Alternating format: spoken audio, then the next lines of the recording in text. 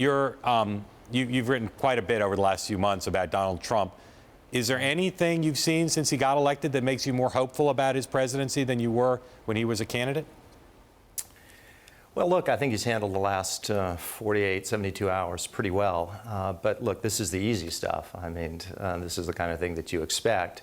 I think he's been gracious enough. I think President Obama's been gracious. But we're just going to have to wait and see. We have to see the appointments that he makes, both within the White House and his cabinet. And really, the test is going to begin on January 20th. And it's going to accelerate after that. So I just don't think we have enough to go on. What we've seen so far, which is very early, very preliminary, he's been fine. So Pete, when there were people who were never Trump during the campaign, right, who then changed their mind once he became the Republican nominee, your view of those people was what? People who had said that Trump would be a cancer, for instance, on conservatism, and then ended up endorsing him shortly after he won the nomination. Your view of them was what? Well, it really depended on the individuals and how passionate they were and what their reasons were. I think they made a mistake. Look, I thought and think that Donald Trump was a malignant and malicious force in the political landscape. Right.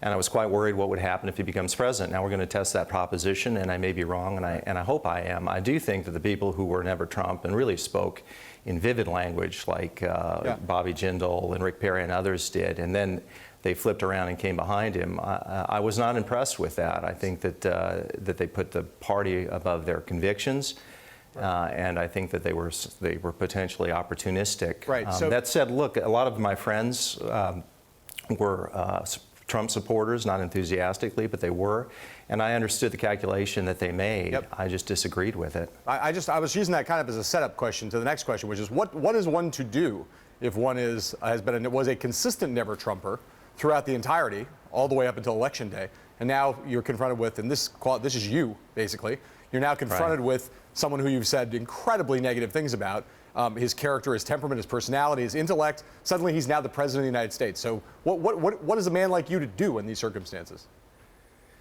Yeah, I'd say a couple of things. I mean, there is such a thing as democratic legitimacy, and you have to recognize that. I mean, the people voted for him. We only get one president. He is it, and that matters. And there is something about coming a kind of democratic grace. I think that a person like myself has to give him the benefit of the doubt and allow him to prove me wrong, and see how he does. And I have to be intellectually honest here. If he does things that I agree with or that advance the interests of the country, that advance justice, I need to say that. On the other hand, the people who were defenders of Trump also have an obligation to be intellectually honest here too. And if he does things that require that he be challenged and criticized, they should do that. And, my posture here is to wait and see. I may be wrong. I've been wrong before. I felt like I saw enough during the campaign to convince me that he was not a man who was qualified temperamentally or intellectually to be president.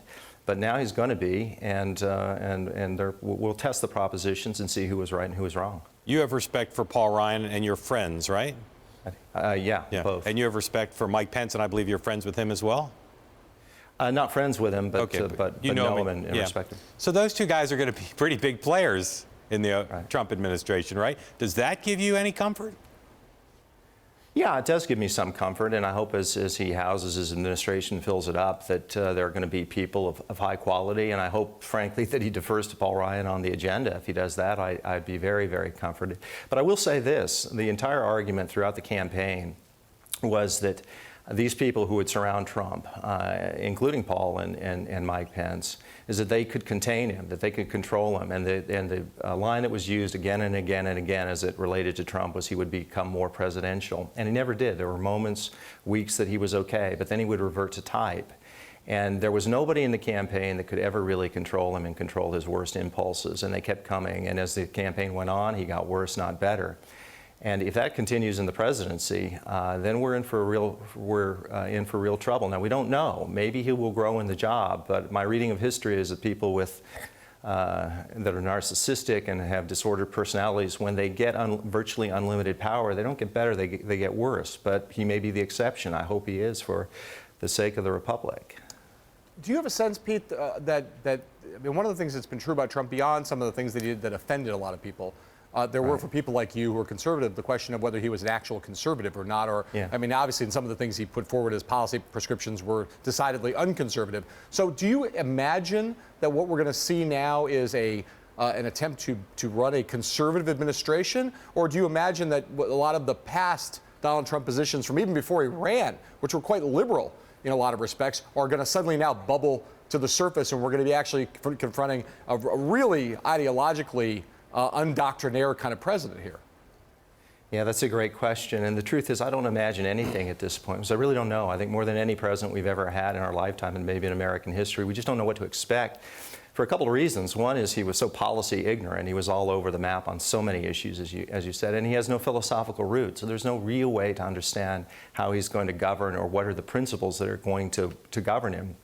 He seems to govern by impulse and by gut, and this, he could feel one way one week and another way another week. So he could govern as a conservative. He could turn left. It could be an odd mix. It could be depending on who his chief of staff is and who he talks to before he goes to sleep at night. So I really don't know. That's one of the fascinating things that will unfold. But I don't think that there's any way, even people who know Trump, and I would suspect even Donald Trump doesn't frankly know how he's going to govern at this stage.